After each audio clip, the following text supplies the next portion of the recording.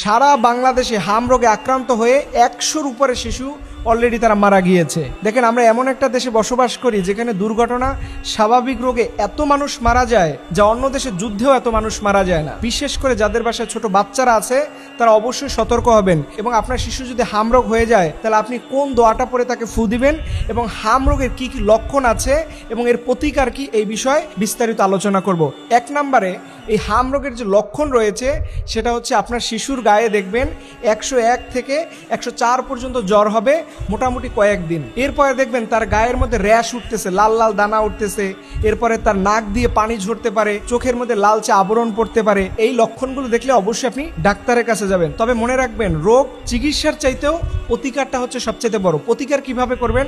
আপনি যদি দেখেন যে আপনার ছোট্ট বাচ্চা হাম রোগে আক্রান্ত হয়ে গেছে, আপনি তাকে কি করবেন? 1 নম্বরে জনবহুল এরিয়া, গ্যাদারিং এরিয়া, যেখানে লোকজন খুব বেশি, সেখান থেকে আপনি আপনার বাচ্চাকে সেফ জায়গায় রাখবেন। এবং যাদের বাচ্চা রোগ হয় নাই তারাও সেফে রাখবেন, কারণ একটা হাম রোগীর হাসি থেকে, যেহেতু এটা ছোঁয়াচে রোগ, এই একজন হাম রোগীর থেকে প্রায় 18 জন রোগী আক্রান্ত হতে পারে। তাই যাদের বাচ্চা সুস্থ আছে অবশ্যই আপনারা মার্কেট, বিভিন্ন পার্ক, বিভিন্ন গ্যাদারিং জায়গা থেকে এড়িয়ে থাকবেন। এবং আপনার বাচ্চা যদি আক্রান্ত হয় তাহলে ওই বাচ্চাকে এবং বাচ্চার মাকে আলাদা রাখবেন, যেহেতু এটা ফ্যামিলির মধ্যেও ছড়িয়ে পড়তে পারে। এখন সর্বশেষে আমি বলবো, আপনি ডাক্তারকে তো অবশ্যই দেখাবেন, পাশাপাশি আল্লাহর কাছেও সাহায্য চাইবেন।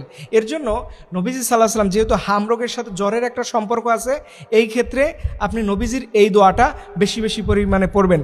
আল্লাহুম্মা রব্বান নাস আযহিবিল বাস ওয়াশফা আনতা শাফি লা শিফা ইল্লা শিফাউক লা ইউগাদিরু সাকমা। এই ছোট্ট দোয়াটা বেশি বেশি পরিমাণে পড়ে আপনি আপনার বাচ্চার গায়ে ফু দিবেন। তারপরে আপনি কোরআনের আয়াত পরে ফু দিবেন। বিশেষ করে অনুনাজ্জিলু মিনাল কোরআনি মা হুয়া শিফাউন ওয়া রাহমাতুল লিল মুমিনিন।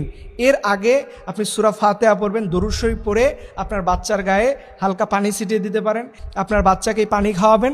আল্লাহ পাকের রহমতে পৃথিবীর এমন কোনো রোগ নাই যার চিকিৎসা আল্লাহ তাআলা দিয়ে থাকেন না। আপনি ডাক্তারকেও দেখাবেন, পাশাপাশি অবশ্যই আপনি কোরআনিক চিকিৎসা, রাসূল সাল্লাল্লাহু আলাইহি ওয়াসাল্লাম যে চিকিৎসা পদ্ধতির মাধ্যমে তার সাহাবীদের সুস্থ করতেন, এই দোয়াগুলো আমাদের শিখে নেওয়া অত্যন্ত জরুরি। আল্লাহ রাব্বুল আলামিনের কাছে দোয়া করি, আল্লাহ তুমি আমাদের সকল সন্তান, ছোট্ট শিশুদেরকে তুমি হেফাজত করো। আমি দেখলাম ঢাকার একটা হসপিটালেই নাকি 22 জন শিশু তারা মারা গিয়েছে। এর জন্য সবাই মেহেরবানি করে পুরো দেশবাসী আল্লাহর কাছে দোয়া করুন, রব্বুল আলামিন যেন আমাদের প্রত্যেকটা সন্তানকে নেক হায়াতে তাইয়্যিবা দান করে। সকল আমিন।